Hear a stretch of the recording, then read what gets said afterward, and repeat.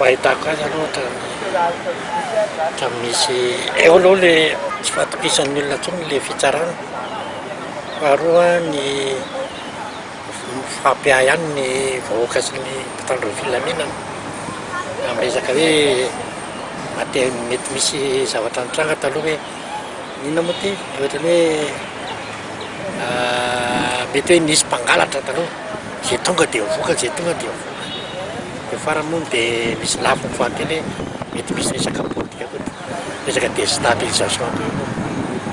ohatrany hoe misy resaka ohatrany hoe tsy hoe alehatra hoe ohatrany hoe polisy tarabe fanera ohatrany resaka tsy hoe ohatrany hoe misy olona ohatrany misy zavatra anambady any misy politika tsy fantatra fa manao déstabilisation ana fampanakorotanana da alefa le tsao dia le vahoaka tsy mahalala le malagasy le mbola anterana antsao dia zay le izy tamin'ny andron'Andriana Polimera to tsy dia nisy fitsarana aloha fa misy an'le atao hoe dina fa aza etsetry ihany le dina fa tokony fanaraka koa samy lalàna koa zany tokony efa ovaina koa fa faharoa koa ny mahavoan'le vahoaka koa le lalàna eto amintsika atao amin'ny teny frantsay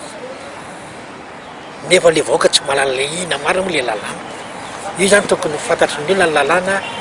no amin'ny fiarahamonina fifehezana amin'ny fiarahamonina tokony atao amin'ny teny gasy dia ho fantatry ny olona le lalàna